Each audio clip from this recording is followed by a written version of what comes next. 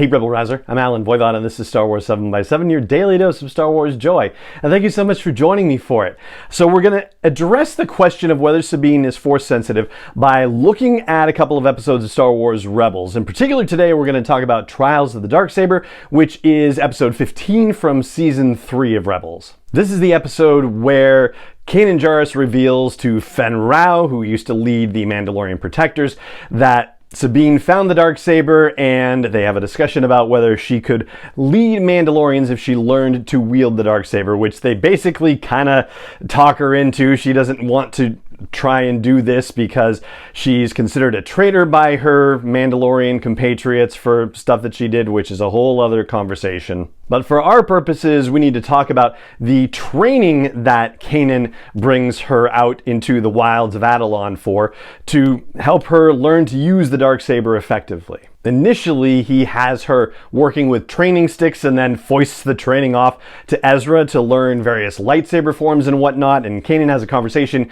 with Hera via hologram about how things are going, which is not great during the course of it. And Hera says, "Oh, you're using the training sticks? Like you didn't use training sticks with Ezra. Are you doing this because Sabine doesn't have the Force?" And Kanan's reply is that the Force runs through all living things. So he kind of dodges that question a little bit, but does say that he's concerned that if you use a lightsaber improperly or you're just not ready to do it, that you're going to possibly hurt yourself, and grievously. Of course, the Darksaber is nothing like the training lightsabers that the Padawans and the younglings got to work with back in the old days. So yeah, there is definitely a risk there. So when he finally gives the Darksaber to Sabine to practice with and to fight against Kanan with his own lightsaber, he tells her a couple of very interesting things that kind of bear on the conversation. One of the things he says is that energy is constantly flowing through the Kyber crystal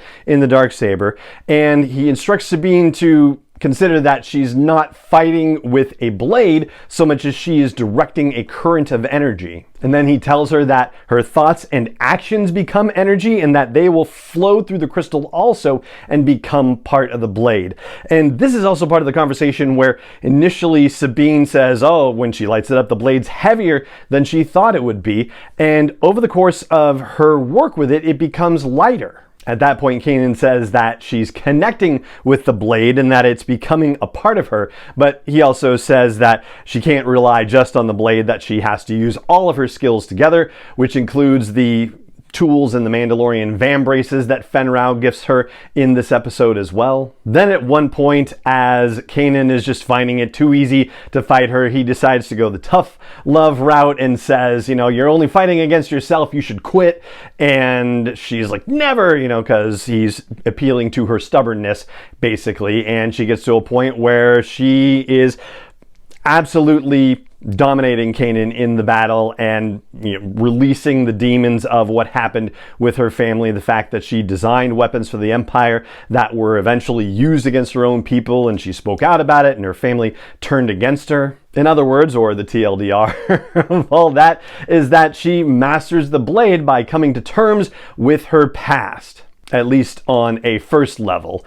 And it also kind of brings to mind, naturally, what we saw in the episodes of The Mandalorian, where Din Djarin is struggling with wielding the Darksaber, whereas Bo-Katan has no problem whipping that thing around. In the end, this episode does not rule out the possibility that Sabine has some Force-sensitive ability, and of course it's entirely possible she had this when she was younger, but she was never trained in it, and therefore the ability faded away, as Ahsoka talked about happening with Grogu potentially if they didn't work on his skills. But we'll dig a little bit more into it tomorrow when we talk about Legacy of Mandalore, and then when we sum it up on the following day. But for now, that's what I've got to share with you about Trials of the Darksaber, which is episode 15 from season 3 of Rebels, and how it reflects on whether Sabine has any Force abilities. And that is going to do it for this episode of the podcast.